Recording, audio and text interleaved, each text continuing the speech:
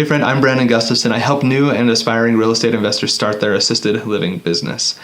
In today's video, we're going to be talking about what is a resident to caregiver ratio and how do you figure that out for your state. So let's talk about that in today's video. Welcome to Assisted Living Investing.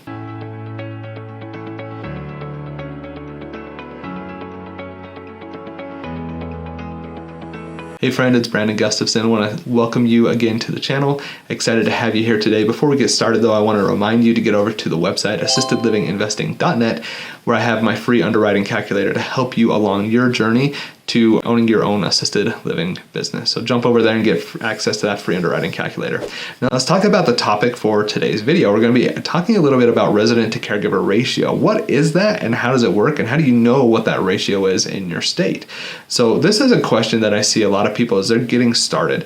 They don't know to ask this question, but it's something that comes up very quickly shortly after they start their business or just as they're about to start getting operating.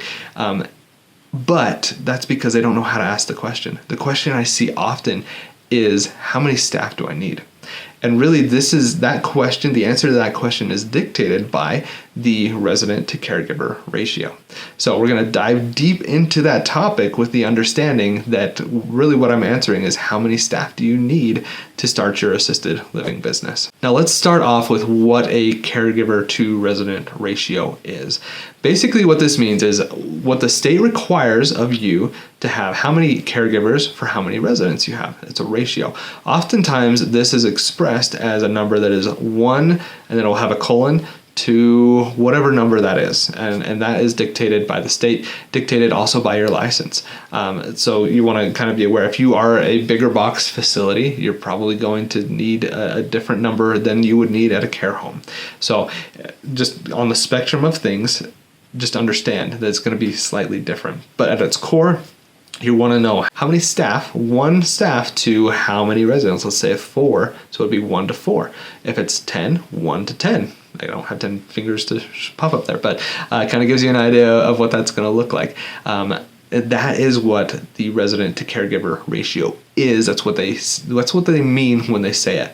So if you've got a house and you've got 16 residents in it and your caregiver to resident ratio is 1 to 8, you would need 2 staff at all times to be able to have that many residents in your facility. Now, if you had 10 residents in there, you still need 2 staff. So you need to have at bare minimum 1 to 8. And if you have 10, now you need multiple people. So this is how you kind of understand what that ratio is and how it's going to impact your ability to find staff and find the right amount of staff to help you start your assisted living journey. Now, the next question after that is there a national standard? And no, there is no national standard. This is actually dictated by the states. There is some movement, some conversations around creating a national standard for this. But at this point, it is dictated by the states, and every state will set their own ratio, and they could adjust it at any given time. But there's not at a federal level, you have to have 1 to 12. That doesn't exist that I can find. And it is all dictated at the state level, which is, kind of nice because then if you get ingrained in a certain market, it helps you out. Now, where it is not nice is in my situation where I'm operating in 2 different states. I have 2 different caregiver to resident ratios that I have to deal with and I have to understand, and that can be confusing.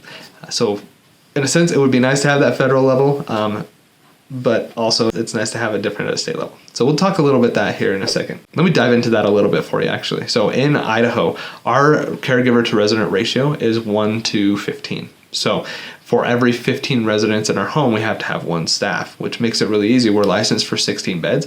And so for us, it's actually easier to just operate at 15 because then we just have to have 1 staff at any given time. We don't have to worry about having multiple people to cover shifts. There are certain times of the day where we have more than that. Meal time, meal prep time, bedtime, as we're getting people down. We want to have extra coverage there so that we're providing a good service to our residents and not making them wait or anything like that.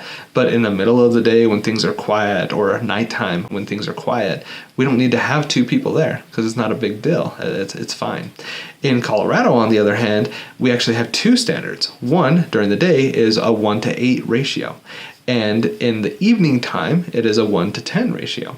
So depending on what we have at the home, we just need to make sure that we are adhering to that coverage ratio for our residents and our caregivers to make sure that things are in compliance and that we're doing what we need to do to meet the needs. But you can see there's quite a big difference there between Idaho and Colorado, which are states that are not that far away from each other. And just the difference there is pretty big. So the next question is, how do you find that ratio for your state? How do you find exactly what that's going to look like for you in your situation, so you can start doing the planning to help you know how many staff you need in your assisted living home? Really, I think there's two ways that you can do this. One is to do a simple internet search and just say, hey, what is the resident to caregiver ratio in my state for an assisted living home? And that's going to give you some guidance, probably.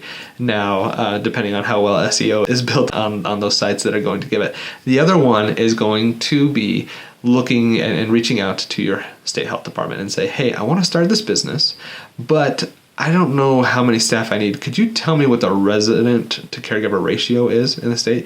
They will know it super fast. This is not an uncommon question for them, so they'll be able to help you out pretty quick. If not, answer the question directly. They will point you in the right direction and help you know. You can also get on their websites and try to look that up for yourself. That's going to give you some guidance as to what it looks like for you in your state. Because I get the question all the time, how do I know how many staff I need in my state? And my answer is, it really depends. And it depends on this. It depends on that ratio, that caregiver to resident ratio.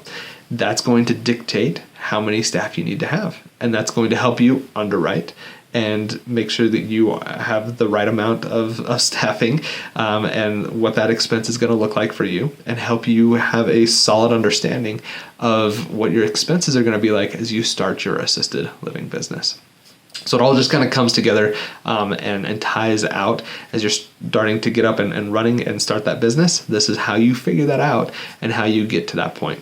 Now, I want to thank you for watching. We've been talking a lot about what a resident to caregiver ratio is. We talked really deep into that. We talked about if there's a federal guideline on it, which there's not, and also how to figure that out at a state level for you. If you found any of this information helpful, or if you know the resident to caregiver ratio in your state, drop it down below. I think that would be super helpful for people. Type in your state and then the ratio, and let everybody know what that ratio looks like for you. So when they find this video and they're researching it, they can be, oh, I'm in New York and this is that ratio here. Oh, this is awesome. It's going to help people out as we build out this community here at Assisted Living Investing. Here at Assisted Living Investing, I'm just super excited to help you along your path to journey. I help new and aspiring real estate investors start their assisted living business. I want to remind you to get over to the website, assistedlivinginvesting.net, where you can get access to our free underwriting calculator and also the business planning guide, which is going to help you do this. That underwriting that I was telling you about, I do a deep dive in that course to really help you out and figure out how to do it. And then we have our accelerator, which is teaching you actually some of the strategies of how to find and hire the right staff and go about that process. So it's a really good way to kickstart your way to starting your assisted living business. It is a 12-week path to ownership there as well. That's our accelerator course. And we'll have links down below for both of those things. So make sure you go and grab those if they look like they would be helpful to you. I want to thank you again for watching. Does residential assisted living sound interesting to you, but you don't know how to get started? At assistedlivinginvesting.net, we are here to help new and aspiring real estate investors start their assisted living business. Make sure that you are making progress on this as well. You can do it. Just step by step, keep making progress, be consistent and persistent, and you're going to make it. Thank you again for watching, and have a great day.